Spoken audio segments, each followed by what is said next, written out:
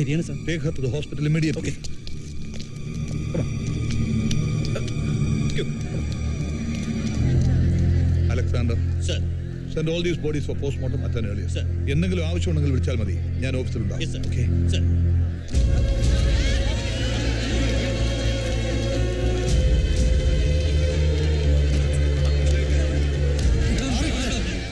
ഈ കൂട്ടക്കൊലപാതകത്തെ കുറിച്ച് DGP എന്താ പറയാനുള്ളത്? ഇപ്പൊ നിങ്ങൾക്കറിയാവുന്നത് എനിക്കും അറിയാം. അന്വേഷണത്തിൽ ഫർദർ ഡെവലപ്മെന്റ്സ് ഉണ്ടാകുമ്പോൾ അപ്പോൾ അറിയും.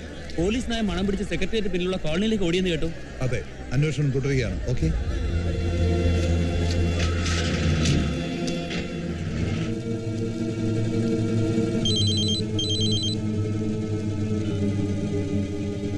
Yes, Thomas here. Is it true? ശരി, ഉടനെ ഇങ്ങോട്ട് കൊണ്ടുപോവാ. അവനെ ഇവിടെ കൊണ്ടുവരുന്നവരെ ന്യൂസ് വെളി പോരുത്.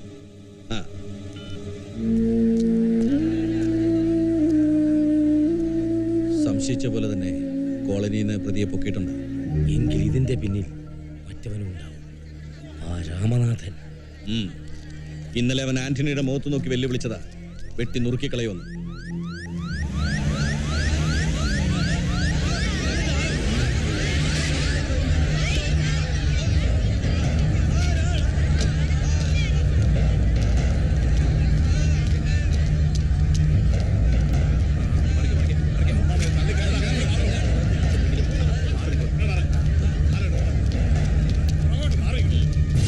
തൽക്കാലം രാമനാഥനകത്തേക്ക് കയറണ്ട. സാർ,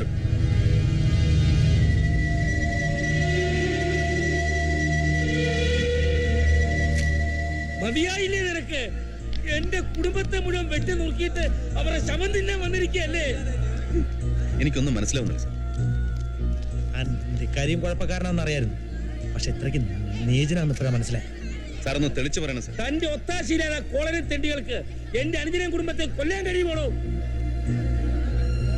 പ്രതിയെ അറസ്റ്റ് ചെയ്തിട്ടുണ്ട്.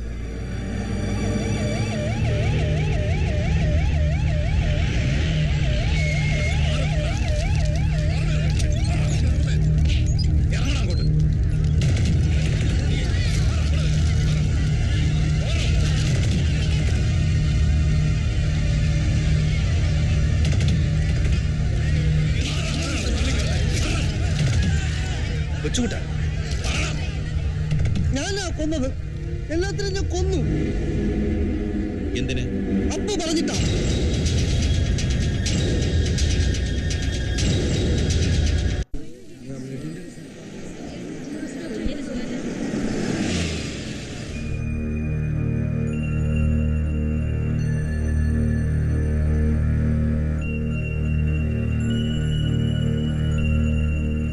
ഇതേവരെ കണ്ണു തുറന്നിട്ടില്ല. ഇടയ്ക്ക് തലയൊന്ന് അനക്കും. ആ സമയത്ത് അവ്യക്തമായൊരു പേര് ഉച്ചരിക്കുന്നുണ്ട്. അപ്പൂന്ന് മറ്റാണെന്ന് തോന്നുന്നു. Have you had that name? Yes. Who is that? അപ്പോ ഡേയ്സ് സ്നേഹിച്ചിരുന്ന പയ്യനാ. അവൻ ഈ മേർഡറിൽ പങ്കുണ്ടെന്നാണ് പോലീസ് ഭാഷ്യം. But I don't believe that. എന്തായാലും അപ്പൂനെ ഒന്ന് വരുത്തിയാൽ അയാളുടെ സാന്നിധ്യത്തിൽ ട്രീറ്റ്മെന്റ് എന്തെങ്കിലും ഇമ്പ്രൂവ്മെന്റ് ഉണ്ടാക്കാൻ കഴിയുമെന്നാണ് എനിക്ക് തോന്നുന്നത്. അതിന് കഴിയുമെന്ന് തോന്നുന്നില്ല. അപ്പോൾ ഒളിവില.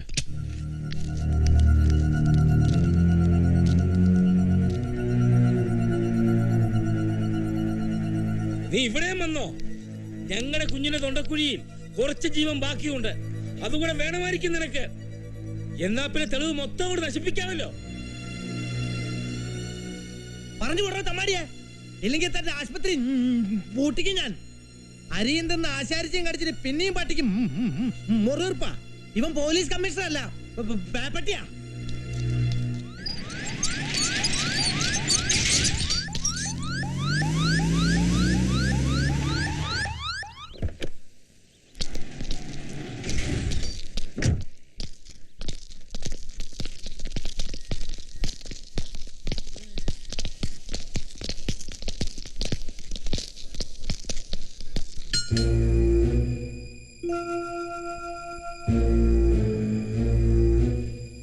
പറയടാ, നീ തന്നെയാണ് ആറ്റു ആന്റണിയും കുടുംബത്തെയും കൊലപ്പെടുത്തിയത്? അതോ നിന്നെ കൊണ്ട് ആരെങ്കിലും അങ്ങനെ പറയിപ്പിച്ചാണ്? അല്ല. അപ്പു പറഞ്ഞിട്ടാണ് നീ ആ കൂട്ടക്കൊല നടത്തിയതല്ലേ? കൊലപാതകം നടത്താൻ നിന്നെ സഹായിച്ചത് കമ്മീഷണർ രാമനാഥ്. നീ പോലീസിൽ പറഞ്ഞ മൊഴി ഞാൻ വായിച്ചു. നിന്നെയും അപ്പുവിനെയും ആ ചേരിയിലെ നൂറുകണക്കിന് പാവങ്ങളെയും സ്നേഹത്തിന്റെയും സഹതാപത്തിന്റെയും പേരിൽ തീറ്റിപ്പോറ്റിയതിന് സാറിന് കൊടുത്ത പ്രതിഫലമാണിതല്ലേ? പറടാ, ഇതിന്റെ പിന്നിൽ ആരൊക്കെയാ ഉള്ളത്? പറയോ ചൂട്ടാ, നിന്നെ കൊണ്ട് ഇങ്ങനൊന്നും ചെയ്യാൻ കഴിയില്ലെന്ന് എനിക്കറിയാം. എങ്ങനെയാ സംഭവിച്ചത്? ഞാനും എല്ലാരെയും കൊന്നത്. അതെങ്ങനെയാണെന്ന് ഞാൻ വീട്ടിൽ ചെന്ന് എല്ലാരെയും കാണിച്ചു കൊടുത്തല്ലോ. പോലീസിനോട് ഞാൻ പറഞ്ഞ മുഴുവൻ സത്യ. എല്ലാത്തിനെയും ഞാൻ കൊന്നു എല്ലാത്തിനെ. അവൻ പറഞ്ഞത് കേട്ടല്ലോ. ഇനി അവനെ ചോദ്യം ചെയ്ത് മൊഴിയിൽ എന്തെങ്കിലും മാറ്റം വരുത്താൻ ഉദ്ദേശമുണ്ടോ? താൻ ഇവിടെ വന്ന് അവനെ കണ്ടത് തന്നെ തെറ്റ്. തനിക്ക് അതിനുള്ള അധികാരമില്ല. ഈ കേസിൽ സംശയിക്കപ്പെടുന്ന ആളാണ് കമ്മീഷണർ രാമനാഥൻ. കേസ് അന്വേഷണത്തിന് ചുമതല എനിക്കും ഡിവൈഎസ്പി സിദ്ധാർത്ഥനുമാണ്. മേലിൽ ഈ കേസിന്റെ യാതൊരു കാര്യത്തിലും നിങ്ങൾ ഇടപെടാൻ പാടില്ല. ഞാൻ സാറിന്റെ ഓഫീസിലേക്ക് വരുന്നുണ്ട്. എനിക്ക് ചില കാര്യങ്ങൾ ചോദിച്ചറിയാൻ.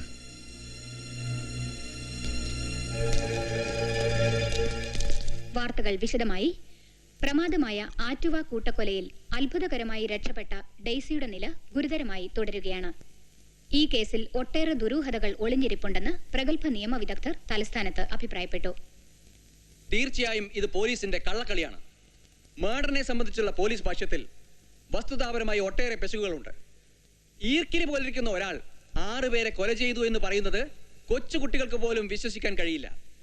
പൗരസമിതിയുടെ നേതൃത്വത്തിൽ ശ്രീ ടി.പി. നാരായണൻ കൺവീനറായി ആക്ഷൻ കൗൺസിൽ രൂപീകരിച്ച് പ്രക്ഷോഭം ആരംഭിച്ചിട്ടുണ്ട്. ഈ കൊല ആസൂത്രിതമാണ് എന്ന് മാത്രമല്ല പല ഉന്നതന്മാർക്കും പങ്കുമുണ്ട്. ബോധമില്ലാതെ കിടക്കുന്ന ആന്റണിയുടെ മകൾ ഡെയ്സിയെ കൊല്ലാനും ഗൂഢാലോചന നടക്കുന്നുണ്ട്. അതോടെ തെളിവുകളെല്ലാം നശിക്കുമല്ലോ. എന്തായാലും ഇതിനെതിരെ ശക്തമായി മുന്നോട്ട് പോകാൻ തന്നെയാണ് ആക്ഷൻ കൗൺസിലിന്റെ തീരുമാനം. അവന്റെ അമ്മയുടെ ആക്ഷൻ കൗൺസിലും മറ്റേ കൗൺസിലും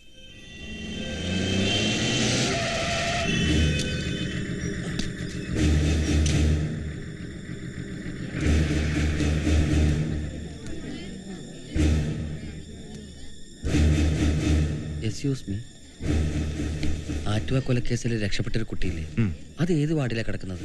E6.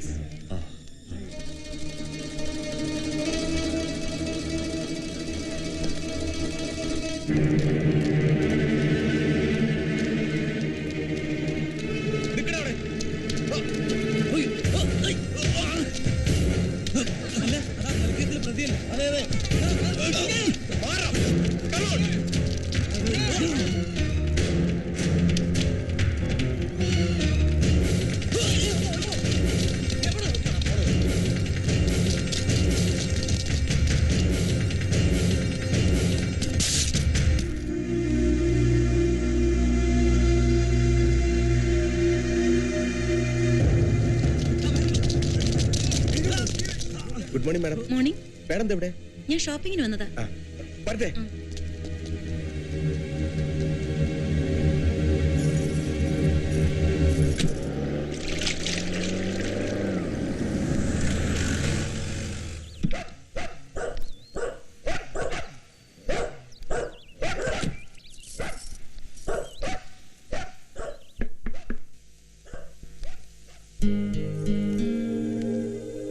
എന്ത് പറ്റി മാഡം ഈ വഴിക്കൊക്കെ ഇറങ്ങാൻ?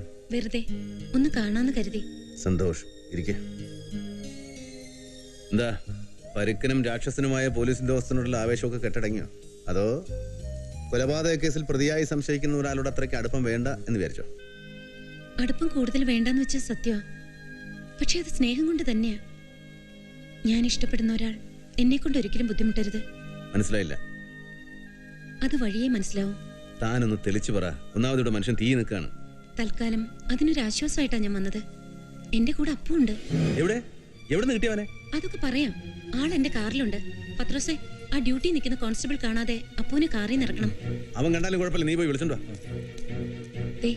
അപ്പൂനെ വഴക്കൊന്നും പറയരുത്. അവൻ ഒരു തെറ്റും ചെയ്തിട്ടില്ല. പേടികൊണ്ട് അവൻ ഒളിവിൽ പോയത്. ഭാഗ്യത്തിന് പോലീസിന്റെ പിടിപ്പെടാതെ എന്റെ കൈ കിട്ടി. അപ്പൊ ഞാൻ ഇറങ്ങട്ടെ. എന്താ ഇത്ര ധൃതി? ധൃതിയുണ്ട്. 1-2 സ്ഥലത്ത് പോണം. പിന്നെ എനിക്കൊരു കാര്യം പറയാനുണ്ടായിരുന്നു. എന്താ? അല്ലെങ്കിൽ വേണ്ട, ഞാൻ മാലതിയോട് പറഞ്ഞോളാം. മാലതിയോടോ? അതെ, ഞാൻ പോട്ടെ. Wish you all the best.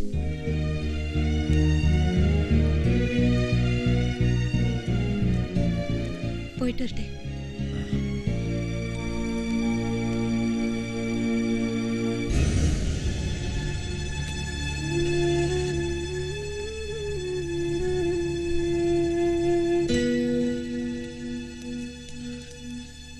സത്യമായിട്ട് എന്നെ വിശ്വസിക്കണം.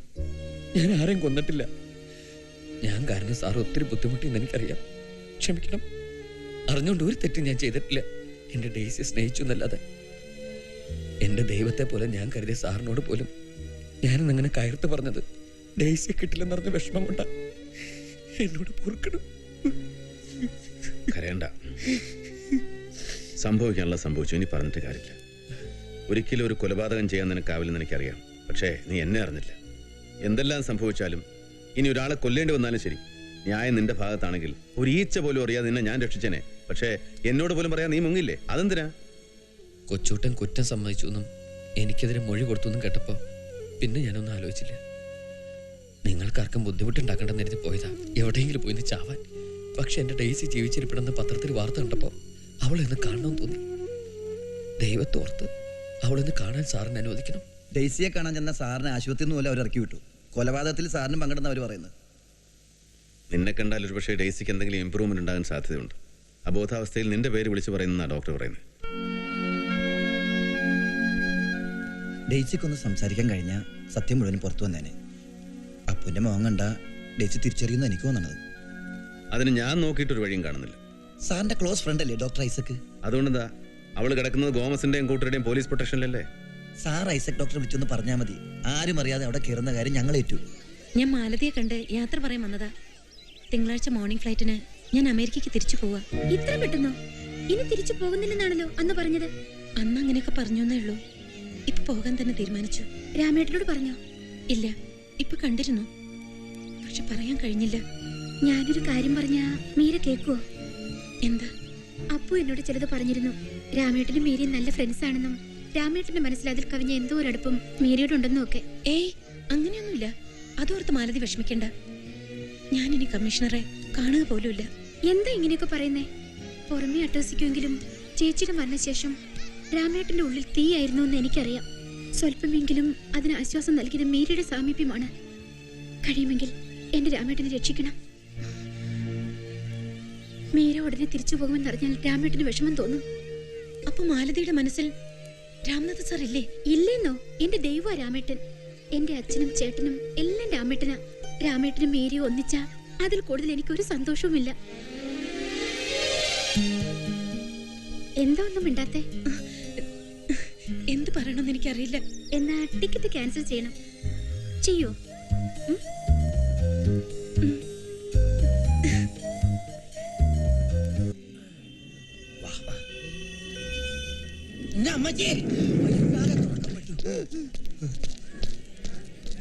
ഇതിനകത്ത് എവിടെ ചെന്ന് അന്വേഷിക്കുന്നത്? ഐസക്കിനെയോ മായയോ കണ്ടാൽ മതിയെന്നല്ലേ സാറ് പറഞ്ഞത്?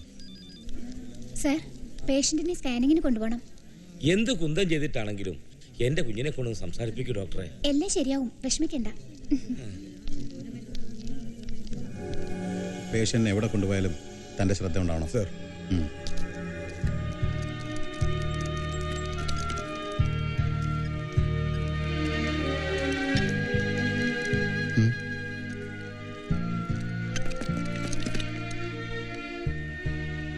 ഡേസി നോക്കി, നിന്റെ അപ്പു വന്നിരിക്കുന്നു.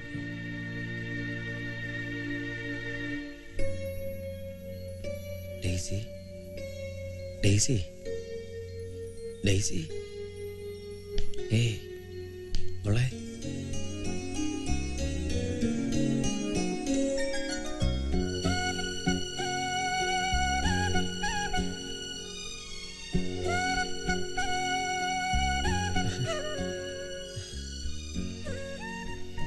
ഡെയ്സി, ഞാൻ അപ്പുവാ. എന്തൊന്നും മിണ്ടാത്തേ? ഡെയ്സി, ഡെയ്സി, ഡെയ്സി, കണ്ണോർക്ക് Daisy.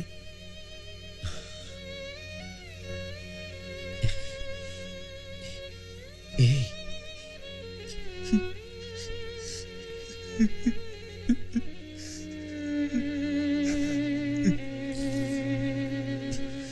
Don't be silly. Doctor, ദയവ് ചെയ്ത് എൻ്റെ ഡെയ്സിയെ.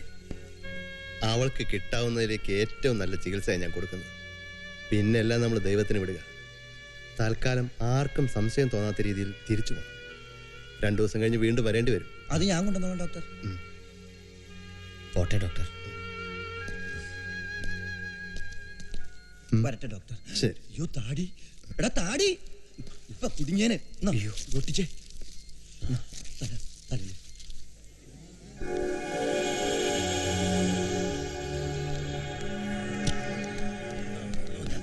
കർത്താവ് അനുഗ്രഹിക്കട്ടെ.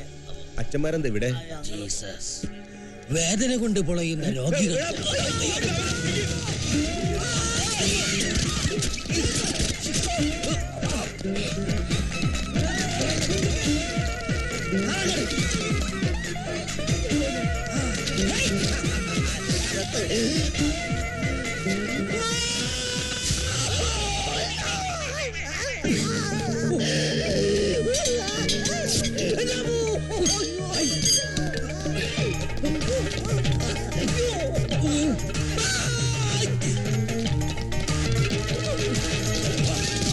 ചാടിക്കോ.